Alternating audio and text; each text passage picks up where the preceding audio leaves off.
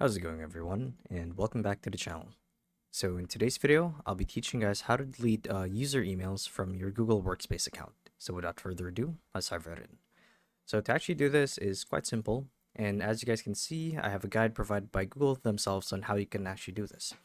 So the first step that we need to take, obviously, is we want to log into our Google Workspace account. So you can do that by either going to Google Domains, because this will actually give you access to all of your registered, or I should say, all of the registered users to your workspace. So this page right here. So Google domains.google.com/registrar. So once you're there, you want to select the name of your domain from which you want to delete a user from. So assuming that there's one here, you want to click on it, hold on, select the domain, and then from here you want to click on the menu and click on email. So when you click email, there should be an option that says add or remove people from Google Workspace.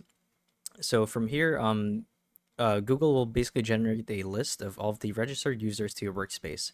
So here you want to select the ones that you want to remove from your workspace by simply highlighting it and clicking on the trash can next to it and you want to click delete to confirm the deletion. And after deletion, you actually have 20 days to recover the user as well as all of their data back to your workspace. However, after that period, they should be permanently deleted from your workspace. So there you guys have it.